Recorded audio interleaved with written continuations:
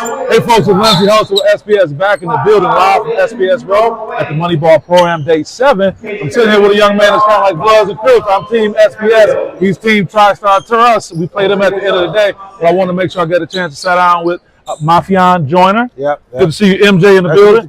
Yeah, strong handshake representing out of Battle Creek. You got a great game, man, and game recognized game. I'm just seeing you out there working and putting things together. Took us to triple overtime the last time, but let's talk about you and tell us about your basketball journey.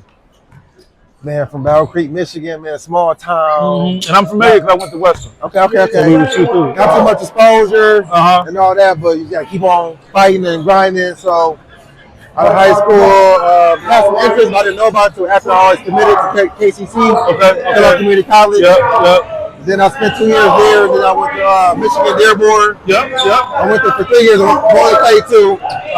And after that, trying to figure life out, had some injuries and stuff like that, and then went to my first TBL tryout. Oh, wow, okay. For the Kalamazoo Galaxy. Okay. When was that?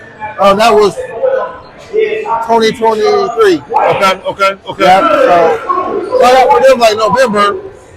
Was the league just starting there? No, the league been around for like 10 years, but Yep. they had team of Atlanta Pharaohs. Pharaohs like a year before. I was the assistant GM for them for like this long. Okay. So I got it. Yeah, so what was that like, kind of stepping into the professional space with the TBL? Man, it was good because like it might not be high pro, but you playing against players that went ID1 and played in the G League and got to test your metal a little bit. Got to see where you was at. Yep. Got to see, and playing for community college, and we played Eastern and Detroit Mercy. Yep. All the Division I guys I played against for real, so it was good to play against some good competition. And you got a lot of looks out of it.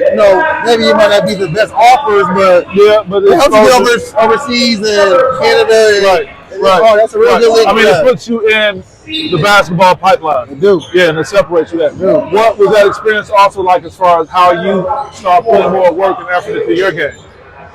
Really fall back in love with it. I was away for a couple of years, and my basketball career always been held back.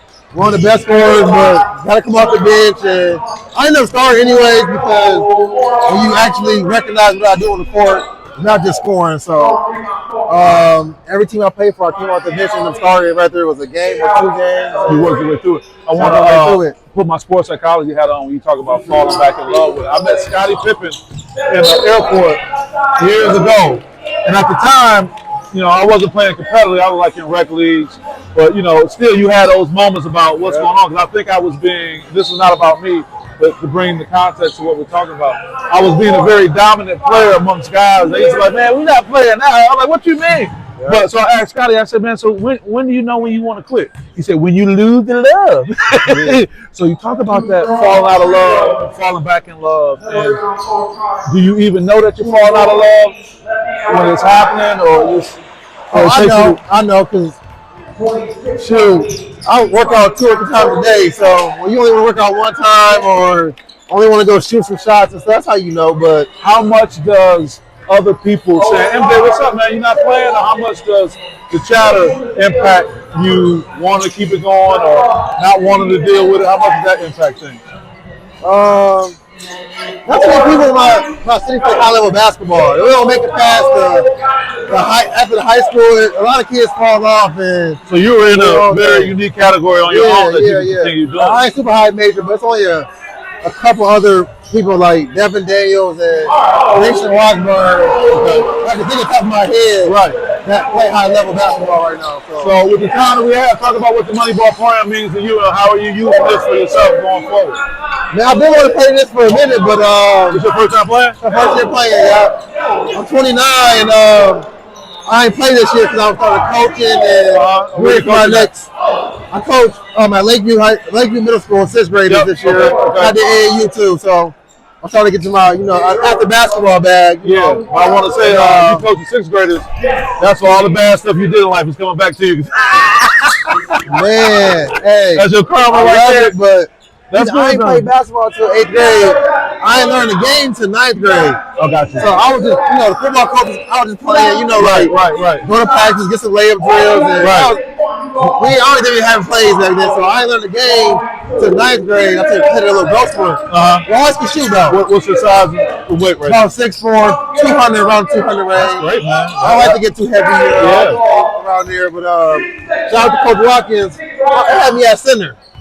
You know what I'm saying? I'm 5'9". He had me at center. People don't care that like had me at center, but they say, hey, we gonna use Coach Watkins said he passed away a couple of years ago. Coach Watkins like, you a guard. You know what I'm saying? You a guard. And like he old school, but if you see working your game, he let you do what you do. Let's stay with you. That's you know what I'm saying? He had a rule. You can't make 5 dunks in a minute. You can't dunk in the game. He old school like that. But if you do it, if you show him, then you can do it. 5 dunks in a minute's time. Yeah, you know JV coach, 5 dunks. Give me 5. If you can't have a stamina, Ain't get no up and down. dunking. No dunking in the game. I'm showing up. What Patrick say? Do you practice that shot? Yeah, exactly. That's what Watkins. I love it.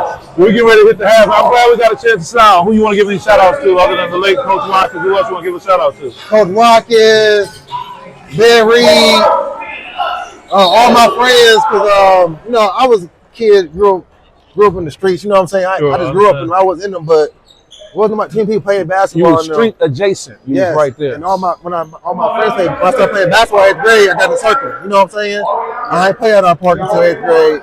I ain't play until 8th because my team, I won in 7th grade, but back there I had a little mental problem. You know what I'm saying? I couldn't get my act right, so you shouldn't play basketball. Now these kids don't get the act right, and their parents still let them play and stuff.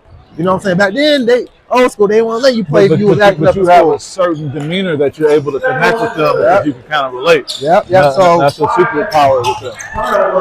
Good hands. Yep. My baby, it's been 3 basketballs and it came over here. You gotta be nice now. I said you gotta be nice now. You messing with the intern guy, we having fun with it. Yeah, man, just so I played 7th grade, got my act together, grew up a little bit, you know, single mom, 4 kids, and you know, a lot of trauma, you know what I'm saying? So got my act together, and so shout out to Miss Sherry. She made me sit out the 7th grade year.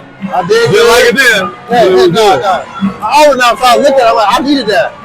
I needed to sit my butt down. I needed to grow up a little more. I needed it. And all that stuff has helped you. Yeah. Well, look, man, I'm glad we got you out here. I ain't trying to jinx you for our game, man. I want to wish you well. And at the end of the day, man, I love the fact that I can compete against Ben Bakken, who's leading TriStar Trust, and then me guys like MJ in the building representing, man. Something about you that's going to have a major impact on people, man. So you remember that, okay? Yep. With that being said, this is Lindsay Ellis coming to you live from SPS with the Moneyball program. Shout out to my guy right here. Appreciate you. All right, good luck. This is the only time I'm That's right. It's 8 o'clock yet. It's over. Hey, we talking trash.